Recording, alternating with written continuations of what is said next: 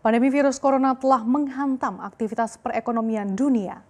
Dalam laporan kuartalannya edisi Juni 2020, Organisasi untuk Kerjasama Ekonomi dan Pembangunan atau OECD memperkirakan pertumbuhan ekonomi global akan terkontraksi hingga 6% tahun 2020 akibat virus corona. Lalu seperti apa detail proyeksi OECD dan bagaimana proyeksi ekonomi Indonesia?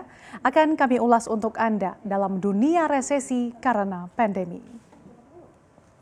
Tak bisa dipungkiri, aktivitas ekonomi global merosot tajam imbas lockdown dan pembatasan perjalanan yang diberlakukan oleh negara-negara di seluruh dunia, sehingga menyebabkan penurunan tajam dalam aktivitas bisnis. Rantai pasokan global telah terganggu, kesenjangan makin melebar, tingkat utang telah melonjak, dan tingkat kepercayaan investor telah menurun. Namun seiring dimulainya pelonggaran di beberapa negara, lampu hijau pemulihan masih penuh ketidakpastian dan rentan munculnya virus gelombang kedua.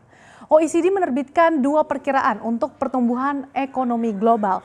Kita lihat dalam skenario pertamanya, jika gelombang kedua ini bisa dihindari atau single hit, OECD mengatakan ekonomi dunia akan mengalami kontraksi sebesar 6% di tahun 2020 dengan tingkat pengangguran yang melonjak menjadi 9,2% dari level 5,4% pada tahun 2019.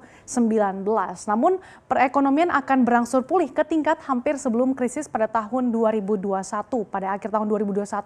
Nah, meskipun begitu proyeksi ini bahkan lebih buruk dari perkiraan terbaru Bank Dunia bahwa perekonomian global akan minus 5,2% pada tahun ini. Sementara itu kita lihat skenario yang kedua atau double hit skenario.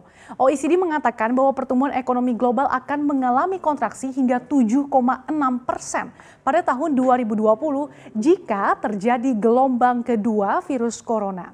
Tingkat pengangguran pun ini meningkat hampir 2 kali lipat menjadi 10%.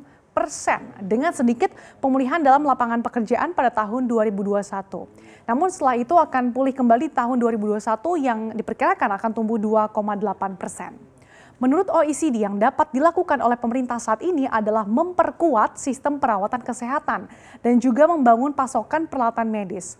Serta selain itu juga kerjasama global untuk mengembangkan dan mendistribusikan vaksin. Namun selama belum ada vaksin atau pengobatan virus corona, OECD menilai para pembuat kebijakan di negara-negara yang terdampak virus ini untuk tetap berhati-hati. OECD memperingatkan kembali bahwa jika langkah-langkah yang dibuat tidak mampu mencegah penularan gelombang kedua, maka pemerintah perlu menyesuaikan strateginya pada masa transisi dan membuka peluang untuk melakukan dukungan restrukturisasi bagi perusahaan-perusahaan yang terdampak secara cepat.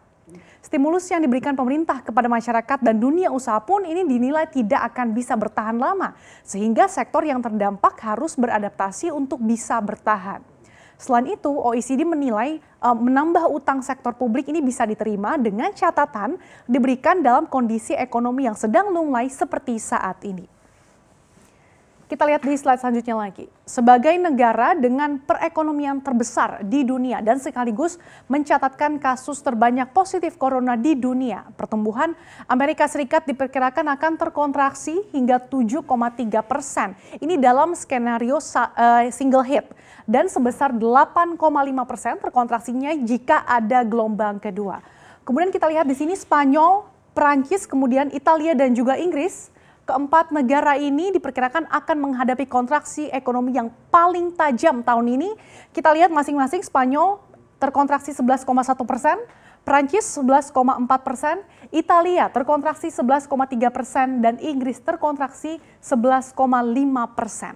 Sementara itu negara perekonomian terbesar kedua di dunia sekaligus lokasi pertama kali virus corona ini menyebar yaitu di China diperkirakan ini akan terkontraksi juga. Tapi tidak sedalam Amerika Serikat dan juga negara-negara Eropa yaitu sebesar terkontraksi 2,6%. Dan jika terjadi gelombang kedua virus corona, seperti kita tahu saat ini China telah melonggarkan negaranya, maka kita lihat jika ada gelombang kedua China akan terkontraksi hingga 3,7% di tahun ini.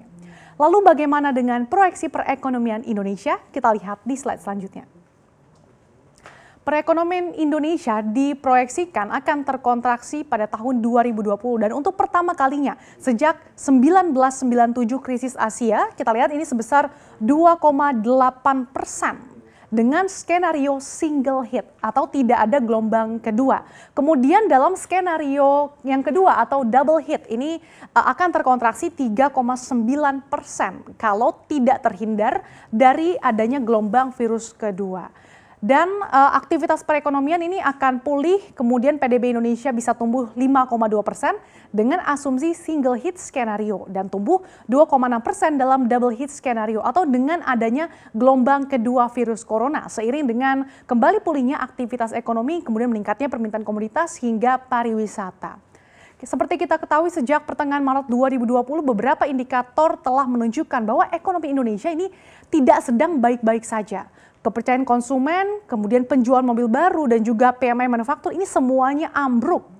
Tindakan pencegahan penyebaran virus corona di Indonesia yang pada awalnya terbatas pada sektor pariwisata, namun kemudian menyebar ke perdagangan retail dan juga manufaktur. Kondisi ini sangat berat. Terlebih lagi bagi pekerja di sektor informal yang jumlahnya lebih dari 2/3 dari tenaga kerja Indonesia. Pasalnya mereka bergantung pada penghasilan sehari-hari. Kemudian ke depannya OECD menilai bahwa Indonesia akan menghadapi serangkaian risiko yang umum dihadapi bagi semua pasar negara berkembang. Seperti meningkatnya proteksionisme, kemudian meningkatnya penghindaran risiko, dan juga larinya aliran modal.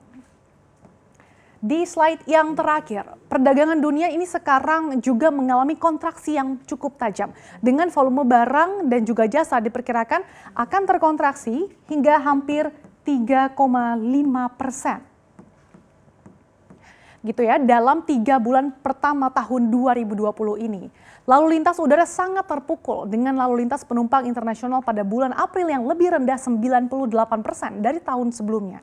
Kemudian lalu lintas angkutan kargo internasional yang pada April mendekati 30% di bawah level setahun sebelumnya. Gangguan kepada masuk karena tindakan penahanan dan juga penghentian perjalanan internasional ini telah menambah dampak jatuhnya permintaan. Kemudian permintaan pada ekspor global ini juga turun ke level terendah menjadi rekor pada bulan April dan ini tetap merosot pada Mei 2020. Dengan semua negara ini melaporkan adanya penurunan yang cukup signifikan. Kalau kita lihat ini sebelum tahun 2020 gitu ya, sebelum pandemi corona menyebar ke seluruh dunia, ini global manufacturing export ini rata-rata berada di atas atau berada di hampir level 50. Kemudian terjun hingga di bawah level hampir menyentuh 25 bahkan kalau kita lihat di sini ya.